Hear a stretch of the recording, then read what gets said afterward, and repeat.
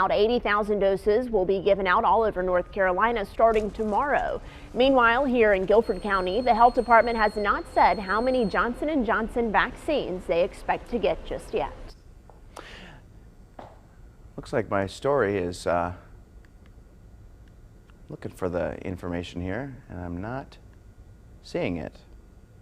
Let's move on to Eric while I wait to get this information. Eric. All right, we can do that.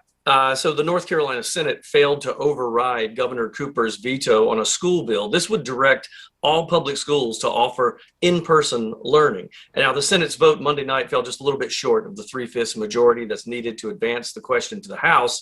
Only one of 3 Senate Democrats who voted previously for the bill last month voted to override. GOP lawmakers said the bill was needed because students have fallen behind in academics since school has shifted to virtual classes during the pandemic. Now, GOP leaders may have a point, according at least to the latest data from the State Department of Public Instruction. They tell us that just over half of the high school students around the state did not pass their state end-of-course exams for math, English, and biology in the fall. The test results also showed younger kids also falling behind. Over 70% of third graders are not at the recommended reading proficiency level.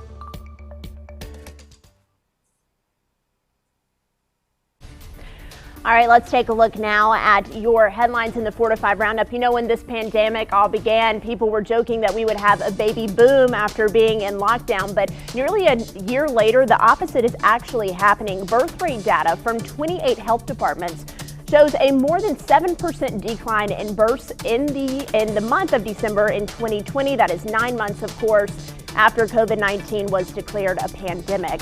One sociologist in Maryland called December's drop the biggest he's seen since the baby boom ended in 1964. The World Health Organization says hydroxychloroquine should not be used to prevent or treat COVID-19. A panel of experts found that the drugs have no meaningful effect on deaths or hospitalizations from the virus. They say they are looking into the drug's effectiveness with COVID, and it's no longer considered a research priority. Instead, they're refocusing on other drugs. Well, Twitter says they will permanently ban any users who intentionally spread misinformation about the COVID-19 vaccine. They say they will start labeling tweets that contain misleading information and will remove the most harmful ones. In addition, the site is implementing a strike system that is aimed at the most harmful offenders. And flu activity is down. It is much lower than it's been in previous years. The CDC says it is the lowest it's been in 25 years. More than 650,000 people have been tested for the flu. Only 1,500 tests have come back positive. There have only been 183 hospitalizations this year. All right, weather-wise across the Triad, it's been a dry day of weather. It's not warm, but we'll consider it a win, considering it's not raining. That really seems like a big win in my book, at least lately. Take a look across the Triad right now. You can see we still have had some clouds hanging on today. There have been a few peaks of sunshine from time to time, and the sun's starting to peek through in just a couple places. These clouds we've had today are high clouds. They're thin clouds, so we've kind of had more of that filtered sunshine look to the day. Nonetheless, it has been dry, but it has been cool. Temperatures in the upper 40s now. We only got up to 48 degrees today, partially because we kept the clouds around. That helped us to stay cooler. Not a lot going on the radar, as you can tell, but down to our south, there is plenty of rain. We have high pressure in control of our weather, so it's actually kind of pushing down on that system, keeping it to our south while keeping us dry, and we are thankful for that. So you a future cast closer view as we go through in time. Overnight, we start to see the clouds clear out a little bit, and then tomorrow there's going to be another system down to our south, but that high pressure is going to remain in control of our weather. Likely keep most of that rain to our south. There's about a 20% chance of getting a shower for some of our southern counties, but here in the Triad, I think we mostly stay dry, and that chance in the south is mainly going to be in the morning. By the afternoon, we start to get some sunshine back into the picture. It's still not a really warm day of weather, but it will be a better feeling day of weather with temperatures topping out in the upper 50s. Now here's something else that we're going to have to start watching as we go into spring. The pollen count is already high, so if you're sneezing or you have some watery or itchy eyes, it's because the tree pollen is already starting to bloom and it's already quite high. Now coming up, we're going to track what's going on as we go into the end of the week and into the weekend. We might finally have a nice stretch of dry weather. We'll talk about that coming up.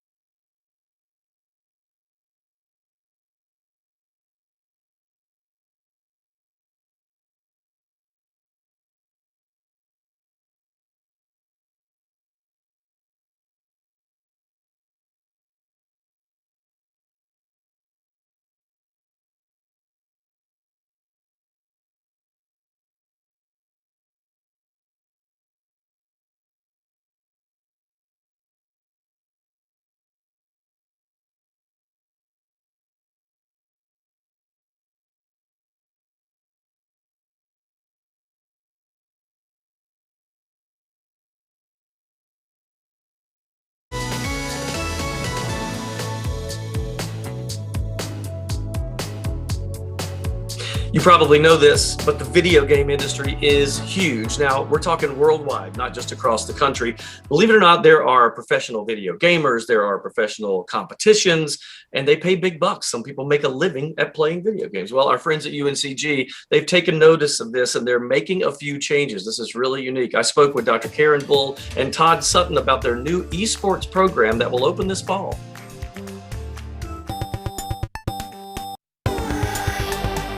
Todd and Karen, thanks for taking time out today. Well, I can tell you as a huge video game fan, I for one am very excited about this. Karen, I want to start with you. Let's talk about this program. How did the idea come up and what's going to happen? Yeah, the industry is just booming and growing at such a rapid rate that we wanted to come to market quickly with an offering for our students. So we're going to be offering a non-credit digital certificate that can be taken at the student's own pace with deadlines set forth by the instructor. There are 6 courses in the series and they're each 4 weeks in length. So Karen, tell us what do you anticipate? Like what would someone end up doing if they went through the certificate program? This credential is a perfect opportunity for students to get their foot in the door in the industry, learn the language, understand what it's like to host a tournament, to establish sponsorships for the players in the field, to care about their well-being and nutrition, and also most importantly, close to our heart here at UNCG is to impact diversity, equity, and inclusion in the industry, as well as raising women in the field. Todd, you think about the target demographic. I mean, you've got them there, right? It's high school, college kids that play so many video games, and you say that the clubs and the numbers there are pretty big already. Absolutely. We've got 2 groups already. There's a more competitive student club that is already meeting the game, and then we've got a more casual team, and between them they've got about 500 students. Let's talk about the projected time frame for this, because you guys are going to build a pretty cool facility. Absolutely. We were very fortunate to have a corporate partner come alongside of us and give us some seed money to get started with our building. So we're hoping, we're on track right now for an August 2nd open doors. It's going to be a pretty fantastic gaming arena, we're calling it. 36 machines. There's going to be a location in the center of the room for 6-on-6 competition. There's going to be a shoutcasting station with the ability for students to be able to provide color commentary and play-by-play. So we're very excited about the space. Oh my gosh, you have to ask me back. August 2nd, you have to let me in the doors. Absolutely. Yeah, I was a little obsessed for the rest of the day. It's all I could think about. And hopefully we'll be able to get you some pictures of that when it is getting ready to open by the end of summer. All right, I asked you on Facebook, tell me your favorite video game, either now or back in the day. And a lot of people went back in the day on this. Here's what you had to say. Heidi said, and she's one of our weather spotters there. She said, Super Mario Brothers and Duck Hunt. I'd forgotten about Duck Hunt. Bobby says, mine was Pac-Man. I actually had patterns memorized to that game. I could last well over an hour on a single play, which back then was probably a quarter at the arcade. Janie says, and I like this. She said, we didn't have video games when I was a kid. We went outside, we played till dark. Janie just basically told us all to get off of her yard. Mary Ann said, Super Mario Brothers, the original one. I could finish the whole game in one turn and also score 1,000,000 points when I played every level for points. Tammy said, we had an Atari when it first came out. It was okay, but in my early 20s, they came out with Nintendo, and it came with Zelda. I was hooked. I have every system with all the games still to this day. And then finally, our own Julie Luck chimed in here at the end of the day. She said, Galaxian, I remember being so proud of getting the highest score at Lamppost Pizza in Irvine, California. That is pretty amazing. I remember the whole arcade routine too, but I was kind of a early PlayStation guy with Resident Evil is one of my favorites back in the day. I wish that I could see Julie Luck playing this game. Yes. Place in California. Julie, if you have pictures, we need those. With her leg warmers. One year, my parents got my sister and I a Nintendo 64 for Christmas, and we played this like ATV motocross game for hours upon end. I have no idea what it's called. All right, well, ATV this is Off-Road Fury is probably what it was. Goodness gracious, That coming in actually hot. sounds pretty It's coming accurate. in hot. I'm going to Google it. I loved it. Well, my favorite games, I'm not a big gamer anymore, but my favorite game of all time is MLB The Show. I love that. And a close second is Big Buck Hunter. I love Big Buck Hunter. Yeah, okay. absolute arcade action. Love that. I think that, so I had a Sega growing up, and Sonic the Hedgehog that's a good one. was one of the only 2 games that I had, but I loved to play that thing, and I never got through the end because I just wasn't very good at it. But that was my favorite. Remember the Mario Kart on the N64? Yes. That was a classic. And then Yes. two other ones. One, who remembers the Oregon Trail? Oh, we've talked about that on the computer. Yes. Yes. And then one for all of my Asheboro friends. We used to go to Sir Pizza. When you go to Sir Pizza on Dixie Drive, you go in and they would have one of those race car machines, you know, the tall arcade machines. And everybody in Asheboro knows it was right over, as soon as you walk into the door, it was over on the left. And there would be a line there all Sunday evening long. And I would stand in it and my food would get cold just long enough so I could play the game. And I tried to get to the point where, you know, my name was high up on the list when people walked in and saw it. Yes. Do you think it's still that high up? Do you No. think the game is still there, the Sir Pizza? I think it's still there, but I'm sure that it's been upgraded and it's a different machine than it used to be. Well, I know somebody that might want to take advantage of this program. My younger brother, he's a semi-pro professional gamer. He's been in a couple tournaments, won a good amount of money, Really? more than I make here. And I'm telling you that. But he's doing great. He's a big Call of Duty guy, so I'm gonna send him over to UNCG. I know those as an That's Aggie, pretty that's cool. kind of, but it is what it is. All right, the 4 to 5's coming right back. We are live on Facebook, YouTube, and Twitter, chatting with you in the comments section. So come on and join us. Come talk to Chad. Yeah, I'm lonely. Mainly.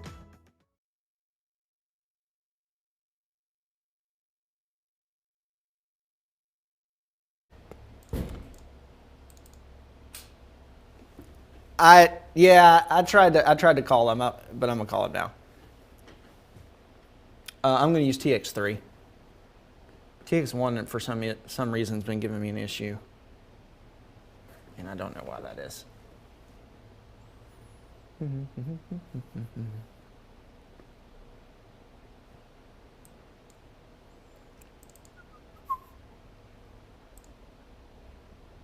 Here.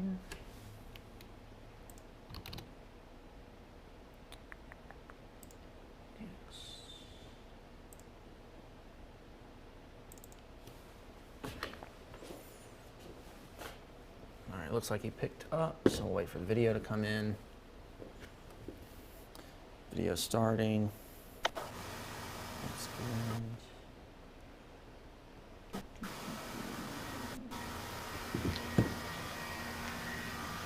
Hey Steve, it's Christian. Can you hear me?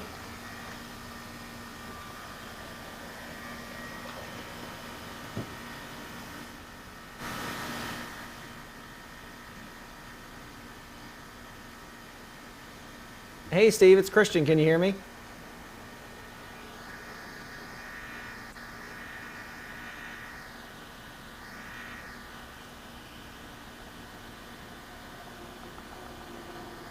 Yeah, I did. Hey Steve, it's Christian. Can you hear me? Hey, Christian. How you doing? Oh boy.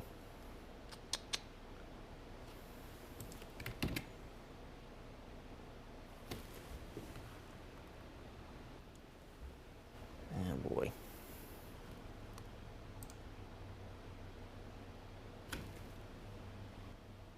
Okay.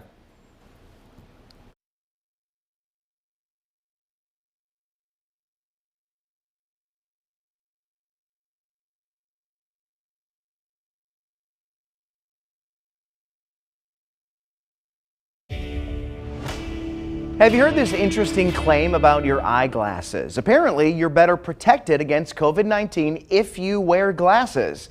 It sounded fake, so we had our Verify team look into it. Our sources are two professors, Dr. Sonal Tooley at the University of Florida and Dr. Catherine Colby at NYU Langone Health. We also looked at this study, a research article out of India. Here's what our experts had to say about this claim. So at this point, we cannot tell you for certain. We don't have any evidence. This claim started to get attention when news outlets caught wind of a study out of India, which looked at 304 patients with mild COVID-19, concluding that those who wore glasses for more than 8 hours a day or sunglasses outside were 2 to 3 times less likely to catch COVID-19. Dr. Colby pointed out that this study is only a preprint, which means it hasn't been peer-reviewed. I don't put any stock in publications that haven't gone through the peer-reviewed process. In fact, the website that published the report says that preprints, quote, should not be relied on to guide clinical practice or health-related behavior, and should not be reported in news media as established information. Even the author noted the limitations, writing that the sample size was small, the study period was short, and that, quote, more studies should be done to know the effect of using spectacles on the epidemiology of COVID-19. It's a good pilot study, something that we want to look at and then build from. So we can verify that our experts say at this point, there's no definitive evidence that glasses wearers have a smaller risk of developing COVID-19. And now that we've moved past our technical difficulties from the last segment, I can talk about this map here a little bit, or it's a graph, excuse me. I want to take a moment to dig into this. It's the coronavirus metrics that show our new daily cases of the virus in our state. Now, it's easy to see this number has trended downward over the past several months. Today, the state's reporting just 1,239 new cases. Now, that's the lowest number we've seen since October 19th. Now, part of this is because we saw a decrease in new tests performed. But overall, these numbers have looked much better. We're far from the days in early January when we were adding 10,000 plus cases every day. All right, weather-wise across the triad, is it warm? No. Is it dry? Yes. So we'll consider that a win, especially in the recent days. Is it not? And the one other thing I want to mention to you is that we are heading into spring, and even though it hasn't been super warm yet, we're already starting to see the effects of some tree pollen and some tree blooms. Today, the tree pollen is actually quite high. So if you're sneezing or if you have some itchy or watery eyes, that would be the culprit. And of course, the pollen count will get higher and things will get a little bit worse for allergy sufferers as we head into spring. Cool day of weather though. Temperature sitting in the upper 40s, 48 in Winston-Salem right now, 47 in Greensboro, 46 in Asheboro, and 47 over in Lexington. This is what the sky has looked like most of the day. You see some sun trying to peek through, but these clouds are high clouds and they're thin clouds. So while we've had some sunshine, it's been kind of a filtered sunshine look to the sky today. Overnight, not going to be a whole lot on the radar. You see basically just clouds right now. There is some rain down to our south and plenty of it, but we have high pressure in control of our weather. That's kind of keeping all of that rain down to the south. Let's show you how this works. High pressure to the north keeps that rain from moving any farther to the north. We have an area of low pressure down to the south. That's where the rain in South Carolina and in Georgia and all across the deep south is coming from today. The question is just how far to the north this system is going to be able to move. Most likely it's going to stay to our south. Some of our southern counties tomorrow, at least tomorrow morning, could have a shot at a few spotty showers, but most of us here in the Triad, I think, are going to remain dry. It starts to shift offshore. Heading into Thursday, we get some good clearing tomorrow afternoon, and then it really looks like several dry days are going to set up shop here in the Triad. Let's show you a closer view on how that plays out. This is early, overnight, and tomorrow morning. Notice that rain mainly stays down to the south, along the North Carolina-South Carolina border, but maybe a few spotty showers able to make it up into some of our southern counties. That would be Montgomery County and places like Rockingham, Pinehurst, and those areas. Tonight, we're dropping back into right around freezing, so it's a cold night of weather for us here in the Triad. Pretty much the same story back to the west for our folks in the foothill and mountain communities as well. For your Wednesday, it starts off with some clouds and just a spotty shower or two, again, mainly to our south. Gives way to sunshine in the afternoon. I don't know if we'll be able to make it all the way to 60 degrees, but I would bet we'll be in the upper 50s by tomorrow afternoon. It's a really nice afternoon of weather. Check out that 7-day forecast. Still a few question marks on the weekend, but if we can keep Saturday and Sunday dry the way it's trending, we're going to have a long 7-day stretch of dry weather. It's been a long time, a month in fact, since we did that. We'll be right back.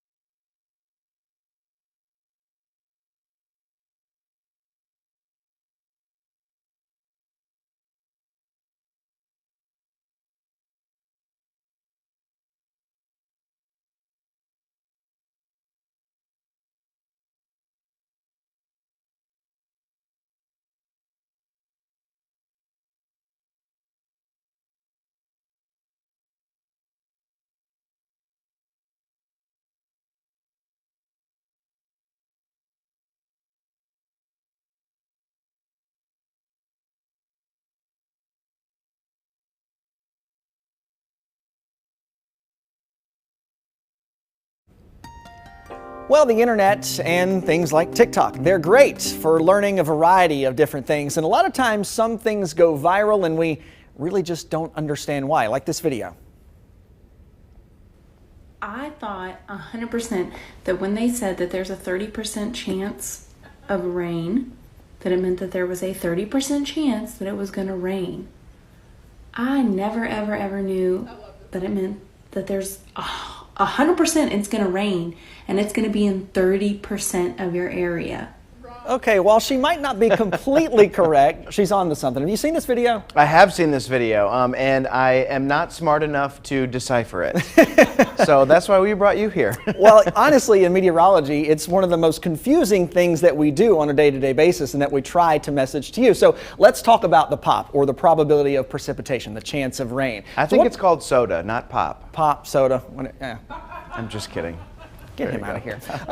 So what is the POP? What's the likelihood of precipitation, most of the time here and lately rain, the probability or the likelihood of precipitation at any given point in the forecast area? So that would be the triad, of course. So we kind of break it down into a mathematical equation. The POP means the confidence, or how confident we are that it's going to rain, and then we multiply that by the area that will get rain. So of course here in the triad we cover a large area. We cover all the way to the foothills, all the way over to the east close to the Alamance and Orange County border, and then all the way down to the south into Montgomery County. So that's our News 2 forecast area. So it would be the confidence that it's going to rain multiplied by the amount of the area, the amount of our market that was going to see the rain. So quick math, Chad, I'm going to bring you back in here for this. The confidence, let's say it's pretty confident. We're very confident that it's going to rain. So we'll say it's an 80% chance that it's going to rain. All right, now we're going to multiply that by the area that we think it's going to rain in. So let's say about half of the area is going to see rain.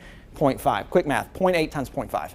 130%. Nowhere close, but it is 0.4, and that would translate to a 40% chance that it's going to rain. So she's on to something here in this video. While might not be completely correct, it's at least close. Have you had people reach out to you wondering about this video? I've had a couple people ask me about it. Yeah. And it's interesting. And like I said, it's one of the most difficult things that we message here in the weather department. Are we confident it's going to rain? Yes. Well, then how much is going to see rain? Right. It's a big mathematical There you go. equation. It's pop or soda, whichever you prefer. Whichever you prefer. We'll be right back.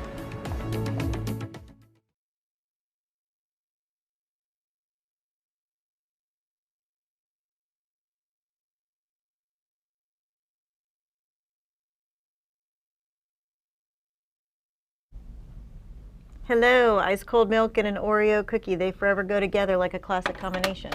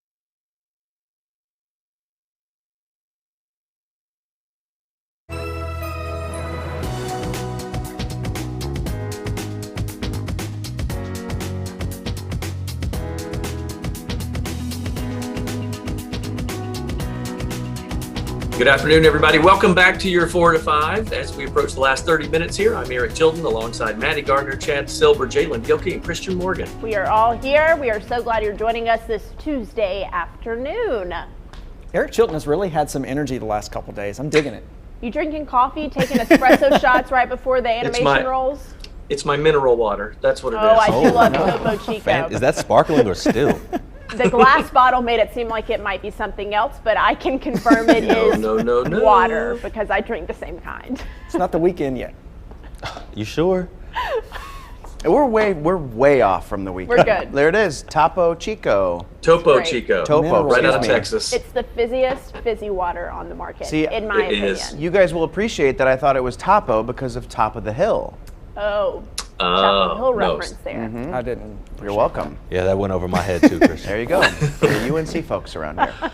All right, so we've got some potential good news for people waiting on a vaccine.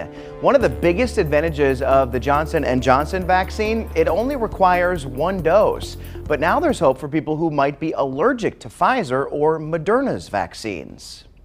While reports of life-threatening allergic reactions to Pfizer and Moderna vaccines have been very rare, about a handful of cases for every million doses given, the CDC says Johnson & Johnson could be an option for those folks who can't get the other vaccines. Early promise for those who've been kept out of the vaccination line due to allergy concerns so far. I think it creates some additional opportunity for individuals who may have been more concerned with some of the other vaccines with a history of anaphylaxis. The CDC considering allowing Johnson & Johnson for those discouraged from getting mRNA shots, Pfizer and Moderna, after consulting a doctor first. According to Johnson & Johnson's FDA briefing documents, out of 40,000 trial participants, severe allergic reactions like anaphylaxis were not reported, and in general are usually not big safety issues with this type of vaccine. The Moderna and Pfizer, with the mRNA technology, it uses kind of mRNA that's wrapped in lipid particles. And there is thought that some of the allergic reactions may be due to those lipid particles. And the Johnson & Johnson's vaccine doesn't have that. While clinical trials had no severe allergic reactions reported, Johnson & Johnson says there were 2 cases during the ongoing trials in South Africa. The CDC says Johnson & Johnson's does have polysorbate. It's a slightly different allergic concern than the other vaccines have. And vaccine providers say they will continue to screen people for concerns and risks beforehand, as well as observe them after getting those shots. Let's take a look at the headlines now in your 4 to 5 roundup. 6 Dr. Seuss books will no longer be published because of racist and insensitive imagery. Dr. Seuss Enterprises, the business that preserves and protects the author's legacy, says the books portray people in ways that are hurtful and wrong. Their statement today coincides with the author's birthday. And to think I saw it on Mulberry Street, if I ran the zoo, McElliot's Pool, On Beyond Zebra, Scrambled Egg Super, and Cat's Quizzer will not be printed anymore. They say they are committed to listening and learning and will continue to review the entire portfolio. More people are calling for New York Governor Andrew Cuomo to resign after a 3rd woman came forward accusing him of offensive behavior. The woman says the governor touched her face and back at a wedding reception and asked to kiss her. The woman told the New York Times that he seemed aggressive. Cuomo says he never inappropriately touched or propositioned anyone, but apologized Monday for some of his behavior. His office asked the New York Attorney General to lead an investigation into the new allegations. A family is demanding answers after the death of a fraternity pledge at Virginia Commonwealth University. Police found 19-year-old Adam Oakes unresponsive Saturday morning at an off-campus house in Richmond. Relatives say he had just been asked to join the Delta Chi fraternity. Adam's first cousin says another student at the party told them Adam passed out on a couch after being told to drink an entire bottle of Jack Daniel's whiskey. According to that student, a fraternity brother checked on Adam at midnight and he was breathing, but at 9 the next morning, he was found face down and unresponsive. The university suspended the Delta Chi fraternity and said they're helping police, calling Adam's death a tragic loss for the family and members of the community. Well, there is a historic labor showdown happening in Alabama involving the world's largest online retailer. Thousands of workers at an Amazon warehouse outside of Birmingham are voting on whether to form the company's first labor union in the U.S. It's a historic challenge to the internet giant at a time when Amazon is hiring thousands of people every month. Amazon is pushing employees to vote no, but in a video message, President Biden is urging management to back off and let the workers decide. Well, FBI Director Christopher Wray is testifying before Congress for the first time since the January 6th insurrection. Earlier today, he said the Bureau did send out a warning of violence ahead of the attacks. Now, Wray said that the FBI has been working around the clock to identify the people involved in the attack on the Capitol, with more than 300 people arrested so far. That attack, that siege, was criminal behavior, plain and simple, and it's behavior that we, the FBI, view as domestic terrorism. A new report from George Washington University identified 33 suspects with military backgrounds. 36% of those with military ties were linked to extremist groups, including the Proud Boys, Oath Keepers, and Three Percenters. All right, weather-wise across the Triad, mostly cloudy so far today, but I think just in time for a good sunset. The clouds are starting to break and we're starting to see some more sunshine coming through. And you can see that pretty evident on our weather camera network this afternoon. These clouds we've had today have been high clouds, they've been thin clouds, so we've kind of had that filtered sunshine look to the sky.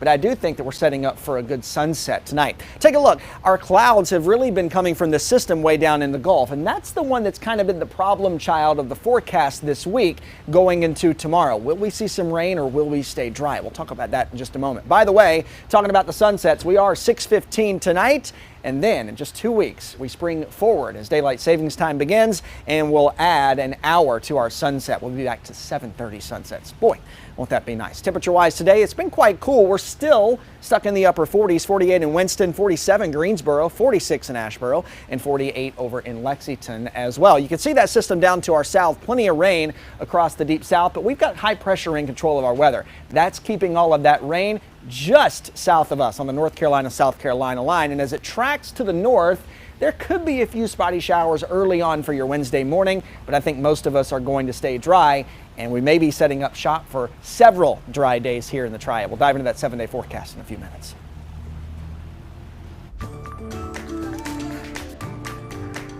Ooh, okay, friends at home.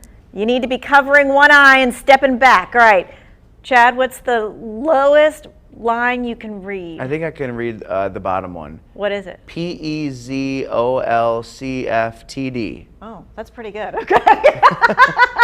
All right, you can do this at home. You might want to cover the other eye and see if it's any worse. Oh, so actually, my left eye is much worse than my right eye, and I cannot read that last line. The only thing I was gifted in this life is perfect vision. Perfect vision and perfect hair. It's not too shabby. All right, You're I'm great. headed to the eye doctor for the first time in more than a year, so I know that my eyes have changed just by doing that right here. For many of us, working from home means a whole lot of screen time, not to mention how much we're also on our phones, and it's taking a toll on our eyes. Even if I've completely walked away from the computer, I'll still blink and I'll see like flashes of light. And I'm like, okay, a migraine's about to start. Your eye works a lot harder when you're staring at a screen because, get this, you're blinking 2/3 less.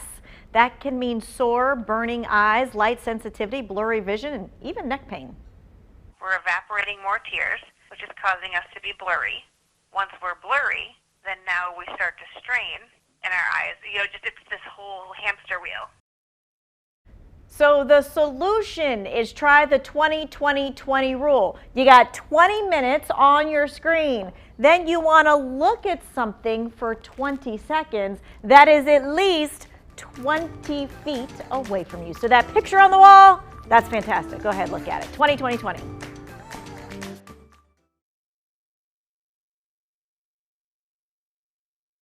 Done. Any work done like that? So how am I supposed to get any work done like that?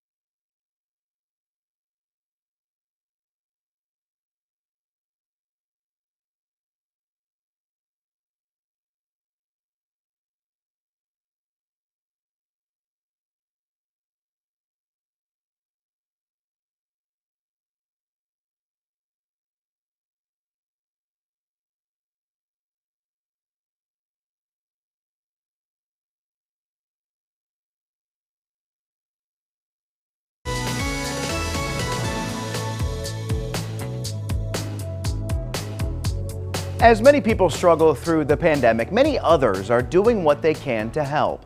WFMY News 2's Jalen Gilkey found out how a small Winston-Salem school is helping in a big way.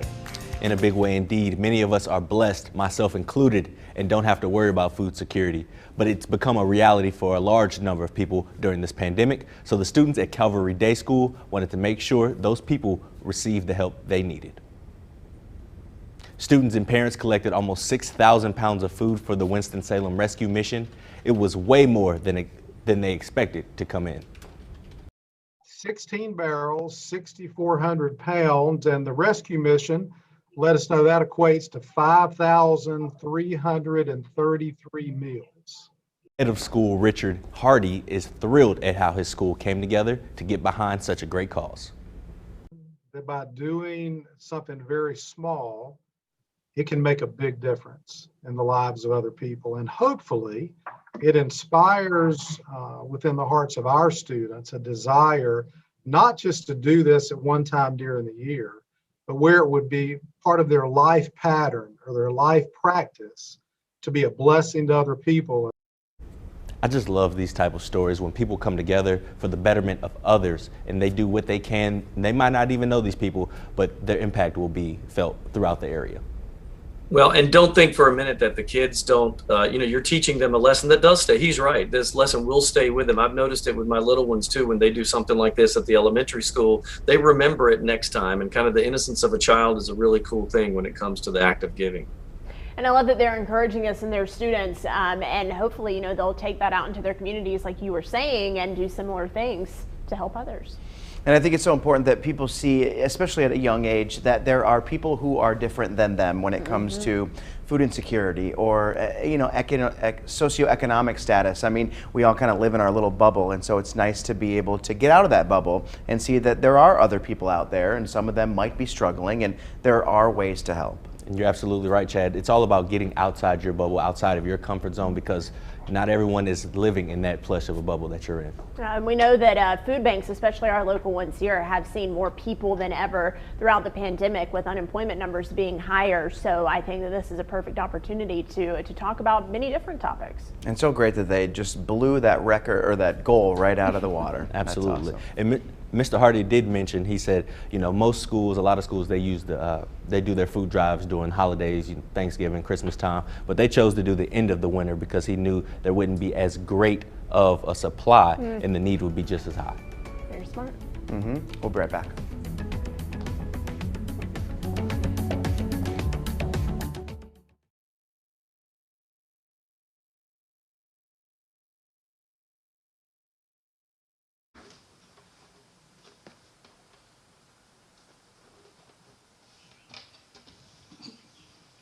Mic check. Mic check, 1, 2, 3. 45, mic check, National Old Stuff Day. Mic check, 1, 2, 3. Mic check, 1, 2. Mic check, 45. Sweet, thanks.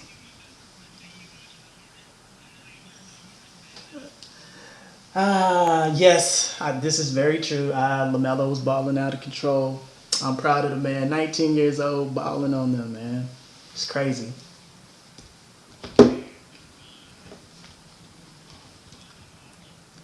Michael Jordan did a great job this time, gotta say.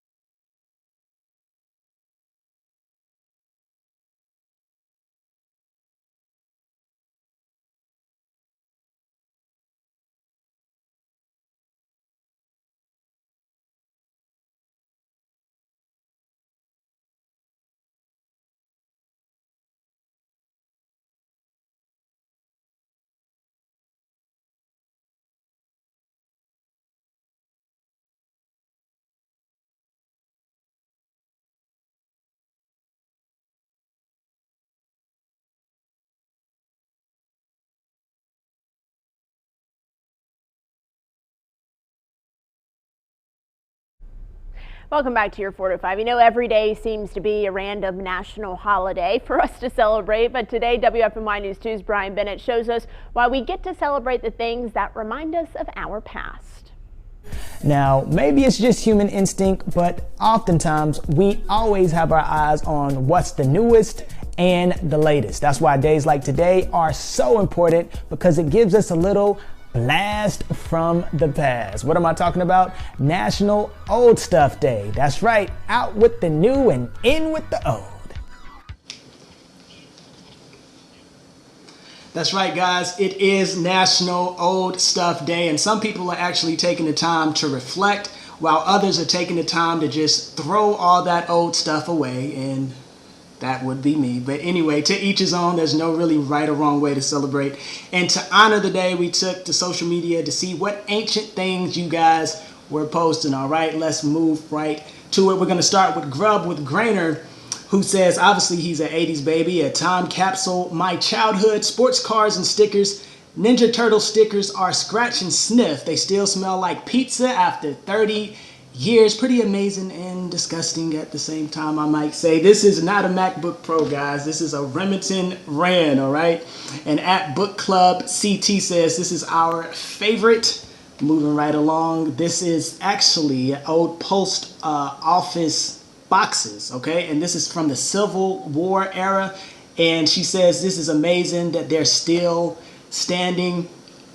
This next user says, our offering for National Old Stuff Day, World War II era Lane's boot polish with contents. And look at it. I mean, the logos are still intact and everything. This is the last one. This comes from Cal. He says, found a glass to go with the plate.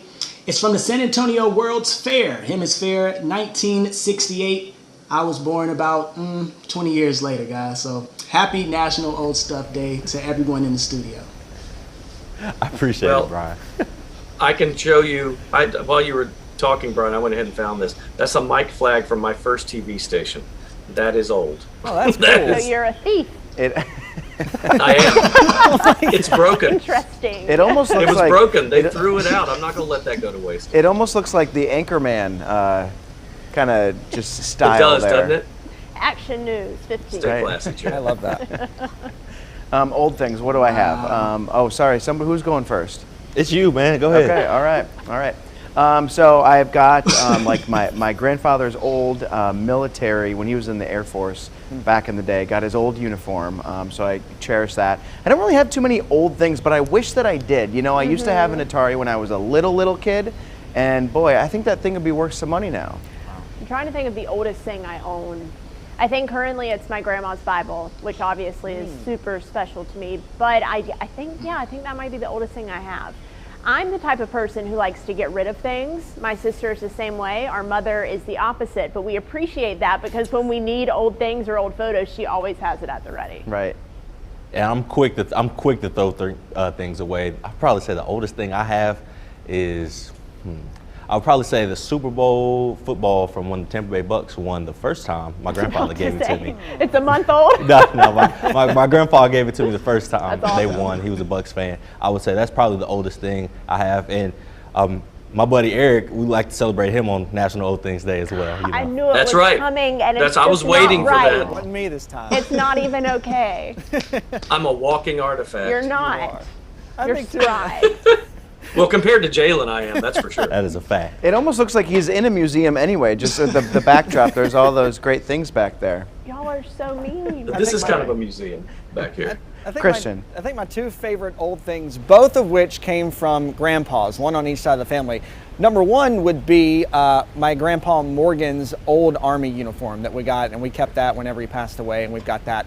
We had it cleaned and had it framed, so that's my first favorite old thing. And then the second favorite old thing that I have was actually my grandpa's, on my mom's side, his old tractor. And after he passed away, after I graduated high school, I tore it all apart, all the way down. I had no idea what I was doing, and then I spent the next 8 years learning and restoring it all the way back. And now, whenever COVID's not happening, I usually have it in a couple parades and at the Threshers reunion in the summer, so that's my second favorite old thing. A little cold for a parade today, Christian. Real cold for a parade today, and a little bit breezy now too. and have been a bit of a cloudy day. We've had those thin high clouds though, so we've had kind of that filtered sunshine look to the sky, and that's what it looks like right now over downtown High Point. But the sun, it's even in my eyes right now, is starting to peek out, and it is a good sight to see. Our clouds today have been a direct result of this area of low pressure tracking from the Gulf of Mexico. Now, it's kind of been the question mark in the forecast this week. It's going to move to the north, but we've had high pressure in control of our weather, which is likely going to keep it down to the south. I think most of us get out with a dry day for your Wednesday. You can see this on a little closer view. Some of our southern counties could have a few spotty showers early tomorrow morning, but most of us are going to stay dry. We're bringing the sunshine back for your Thursday, and if we can hold on to a dry weekend, we're going to have a full 7-day stretch of dry weather, and it's been over a month since we did that the last time. We'll be right back.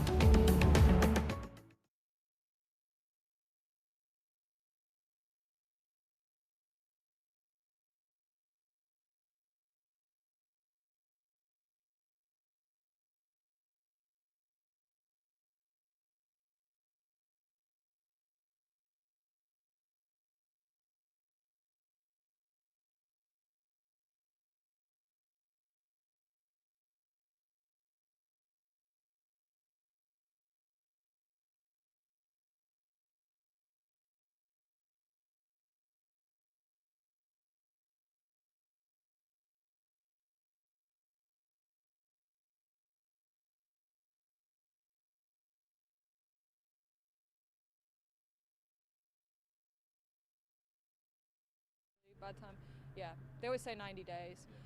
Gilbert County Board of Commissioners Chair Skip Alston says the county is going to continue to focus on vaccinating teachers this week, but a few vaccine appointments did open up this afternoon.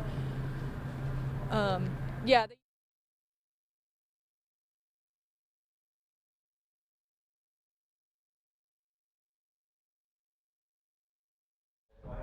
Hey, mic check for Maddie Gardner, 1, 2, 3, 4, 5, 6. It's a boring one today. I'm just going to count and say my name. Hi, Hawaii, Idaho, Illinois, Indiana, Iowa, Kansas, Kentucky, Louisiana, Maine, Maryland, Massachusetts. Yes.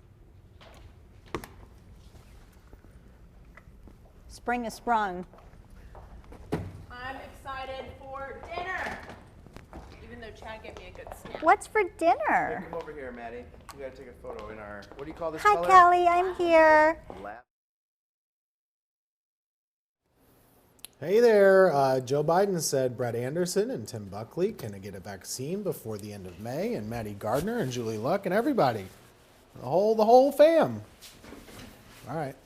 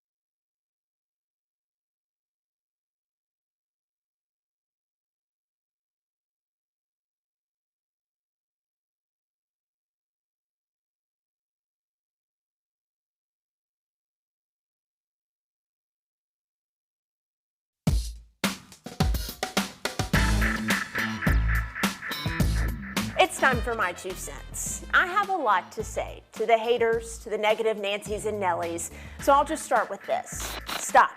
We don't need that right now. You know the people I'm talking about, the ones who post comments like this on my friend and coworker's Facebook page. Congratulations on lying to the people and reading the teleprompter.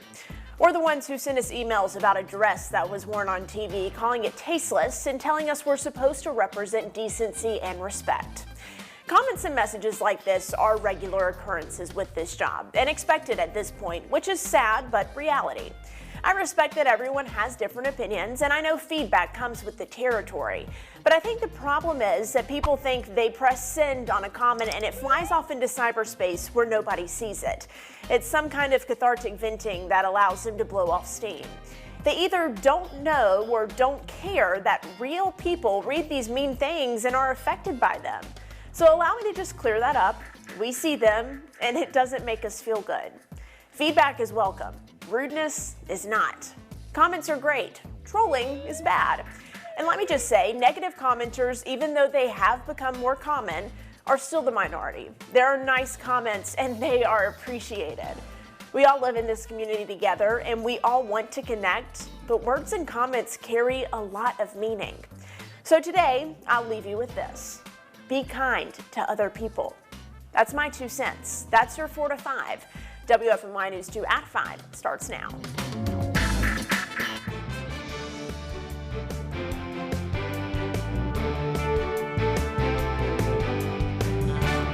So I'm announcing today that all frontline essential workers in Group 3 will be eligible to receive the vaccine starting tomorrow, March the 3rd.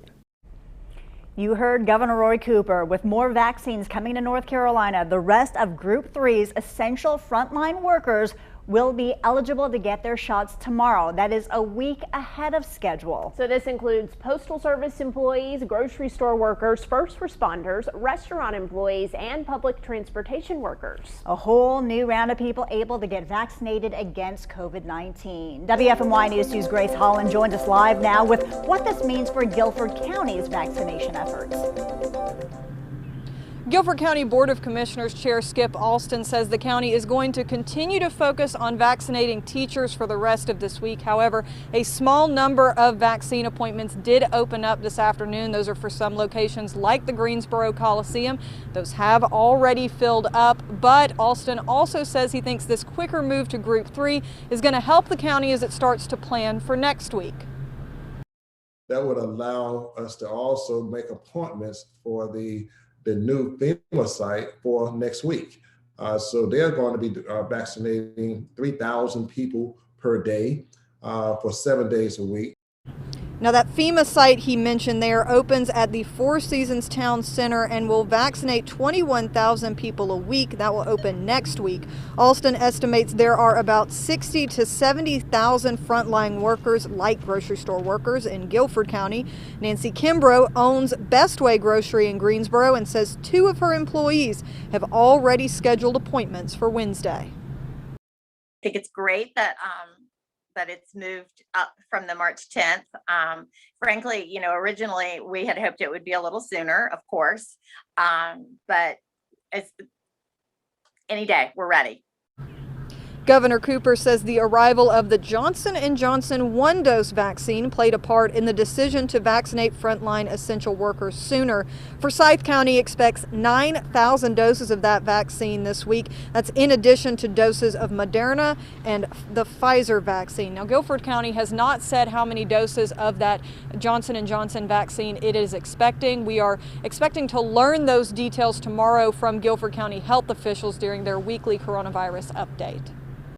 Thanks, Grace. Let's now take a closer look at who is eligible for a vaccine in Group 3. It includes people in critical manufacturing, food and medical supplies, college and university staff, workers that sell groceries and medicine, food and agriculture like farm and restaurant workers, those in government and community services like postal workers and homeless shelter staff, social and public health workers, those in public safety like firefighters and law enforcement, and finally those in transportation like bus drivers and DMV workers. Now this is just another group that is now eligible to get vaccinated. Groups 1 and 2 are still getting their doses. That includes frontline healthcare workers and people older than 65. So now that we know who is eligible to get vaccinated, who is next in line? Governor Cooper says some people in Group 4 can start getting vaccinated on March 24th. That includes people at higher risk from COVID-19 due to underlying medical conditions, as well as people in certain congregate living settings such as homeless shelters and jails. Again, these people will not be eligible until later on this month on March 24th. Governor Cooper says one of the reasons they can offer the vaccine to more people is because of the mass vaccination site that is soon coming to Greensboro. The federally funded site will open next week at Four Seasons Town Center. They'll be able to vaccinate 3,000 people a day, and will operate 7 days a week for 8 weeks. They hope to administer 170,000 shots before the clinic is over. There will be a drive-through option for the vaccine between the mall and Interstate 40 near the current Dillard store. The indoor clinic will be set up inside of a vacant space on the second level directly above Round 1 Entertainment. More than 80,000 doses of the Johnson & Johnson vaccine are expected to arrive in North Carolina tomorrow. We have learned the Forsyth County Health Department will be getting 9,000 of the doses. And as Grace just mentioned, Guilford County says they will announce their allotment tomorrow during their weekly vaccine update. President Joe Biden is expected to announce later today a major agreement that will allow pharmaceutical manufacturer Merck to help produce Johnson & Johnson's one-dose COVID-19 vaccine. The deal has the potential to dramatically increase the supply of the vaccine, though it could take a couple of months to get production started. The White House press secretary also announced the administration is increasing vaccine supply to states this week to more than 15 million doses of the Pfizer and Moderna vaccines, plus nearly 3 million doses of the Johnson & Johnson dose. I want to take a moment to dig into one of our coronavirus metrics. This graph shows the new daily cases of the virus in our state. Now, it's easy to see this number has trended downward over the past several months. Well, today, the state's reporting just 1,239. That is the lowest number that we have seen since October 19th. Now, part of that is because we saw a decrease in new tests performed. But overall, these numbers have looked much better lately. We are far from the days in early January when we were adding 10,000 plus cases every day. North Carolina legislators are working on how to distribute more money from the federal government's most recent coronavirus relief package. The plan would give $1.7 billion to several different areas, including colleges and universities, COVID testing and tracing, and food relief. Governor Roy Cooper signed similar legislation last month, giving relief funds to public education, vaccine distribution, and rental assistance.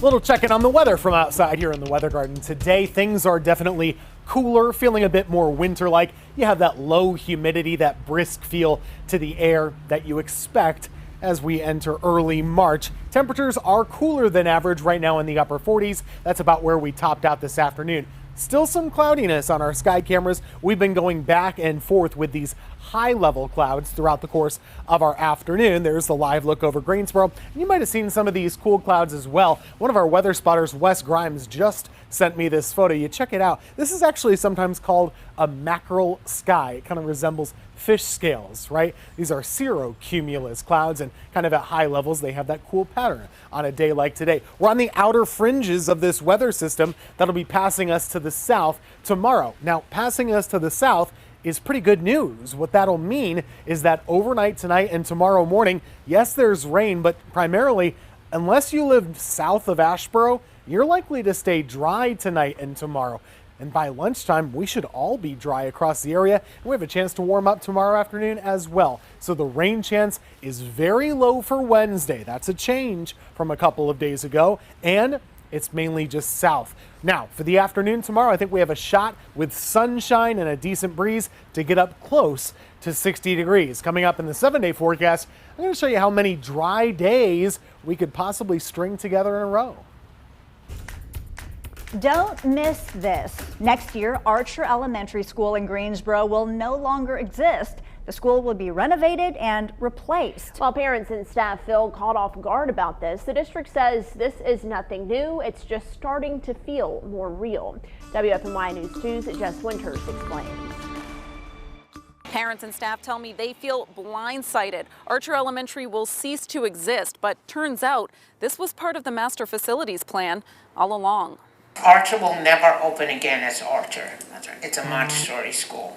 As a part of the complete overhaul of the district, aka the $2 billion master facilities plan, all Guilford County schools will either be rebuilt, repaired, renovated, or completely closed. On the plan proposed 2 years ago, Archer Elementary is listed as a full renovation, not a closing. That's where some confusion is coming in. I remember the facilities plan and I remember the renovations. What I do not remember about the facilities plan is it saying that Archer would no longer exist. But Archer is categorized as a renovation because it is being renovated into another school. a Montessori magnet replacing Irwin Montessori. There must be a better way, and it doesn't seem like the due diligence has been done as far as talking to the community. Voters passed a $300 million bond back in November that will get the ball rolling on construction. So Archer parents will have to pick a different nearby school to send their kids to very soon. The suggestion is at this moment to send parents an offer letter to choice into area schools and do so immediately within the next few weeks. An option that some say is not viable because many in this community walk to school. I'm building such great memories at this school, and all of a sudden you're stripping it from us and sending me somewhere with new people, new schools, new teaching styles. The Board of Education will vote on the beginning stages of its facilities plan on March 9th. Jess Winters, WFMY News 2. Archer parents plan to hold a rally on Monday. They also want parents with concerns to reach out to the school board before their next meeting, which is a week from today. Greensboro police say thieves are targeting catalytic converters and costing folks a lot of money in repairs. Police say people reported more than 300 converters stolen over the last 5 months. This is surveillance video from just a few of the crime scenes. Investigators say catalytic converters are relatively easy to steal and are valuable on the black market. One Greensboro car owner said he didn't realize his has been stolen until he tried to start his car. As soon as it started up, I knew what happened. It was very loud. You could smell the exhaust. They're just jacking the cars up if they have to. They're cutting out the catalytic converter and leaving. It can happen in as little as 5 minutes. Police say they need help finding the criminals responsible. They're offering up to $2,000 for any information that leads to an arrest. If you have that information, call Crime Stoppers. 10 people are facing charges in a joint drug investigation with the Caswell County Sheriff's Office and the Danville, Virginia Police Department. Investigators say the suspects are responsible for trafficking illegal narcotics like heroin and fentanyl across state lines. Officers say they also seized 7 guns and drugs worth more than $100,000. Well, things are changing and there are some new requirements coming to unemployment benefits. We have everything you need to know so you file correctly. That's next.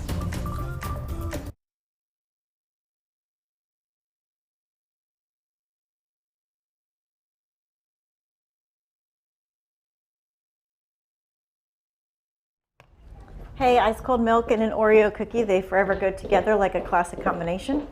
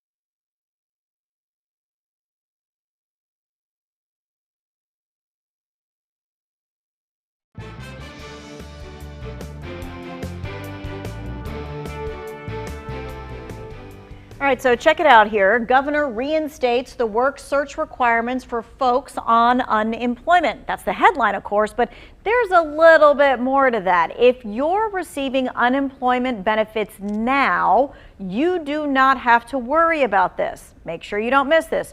The work search requirement will only impact folks who file for unemployment on or after March 14th of this year. Now, this is the governor's executive order, and it reinstates that requirement, and it asks the North Carolina Department of Employment Security, the DES, of course, to have what it calls flexibility, and you see that here and here in how the requirements are met. And why? Because in a COVID world, you can't always do things in person, and there are internet issues and transportation issues factored in.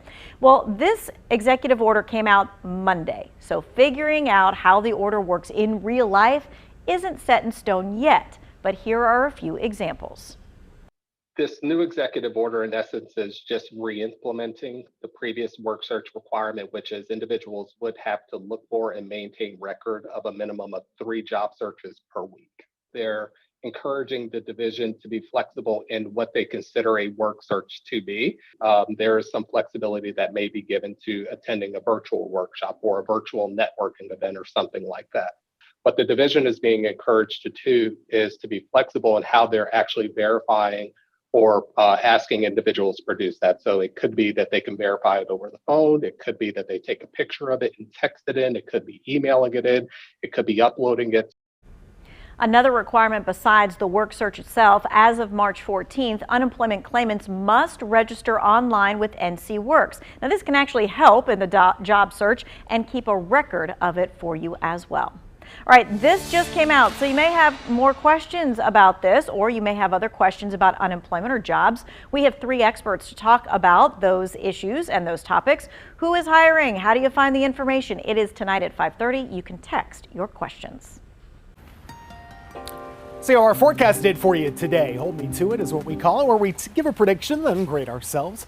The following day, my forecast for this afternoon was for 51 degrees with clearing skies. We've seen that to some extent, the actual high at 48 degrees, so right on the edge of our margin of error of 3 degrees. Let's talk about tomorrow, Wednesday. I'm actually expecting it to be a warmer day of weather than today was. 59 degrees, actually staying dry for the majority of us. And that is a trend that hopefully we can follow for several days. Coming up, we'll have that 7-day forecast, which doesn't look that wet.